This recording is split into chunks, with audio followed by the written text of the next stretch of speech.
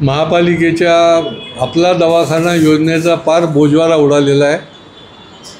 एवढा वाजत गाजत 40 ठिकाणी यांनी आपला दवाखाने सुरू झाले, ते पूर्ण बंद पडले। यांनी कोणाला कॉन्ट्रॅक्ट दिलं तर मेडको कंपनी कुठली बेंगलोरची आहे, त्याचा ऑक्टोबरपर्यंत कॉन्ट्रॅक्ट आहे।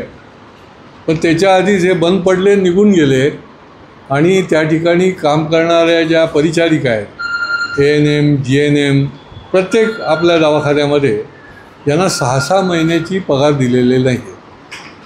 दिवाळी तर अशीच गेली आणि त्याच्यामुळे या सगळ्या परिचारिकांनी निवेदन दिलं।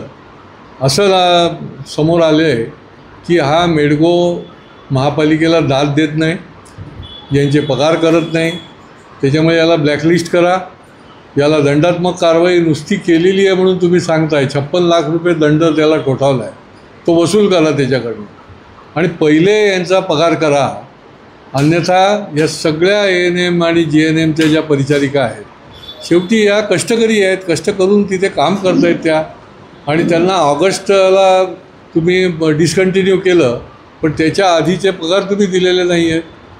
त्यामुळे त्यांना घेऊन ते महापालिकेसमोर धरणं आंदोलन करायला लागेल त्यांना, आणि त्याच्यामुळे महापालिकेने त्वरित, हा अतिशय गंभीर विषय आहे, ही काय महापालिका म्हणजे प्रयोगशाळा नाही की आता हा आपला दवाखाना सुरू केला आता तो बंद झाला, आता दुसरं काहीतरी त्या ठिकाणी। आम्हाला जनतेच्या करता, गोरगरीब जनतेला योग्य पद्धतीची आरोग्य सेवा पुरवणारी यंत्रणा पाहिजे, अशा प्रकारचे यंत्रणा नको आहेत, आणि त्याच्यामुळे महापालिकेने याची त्वरित दखल घ्यावी।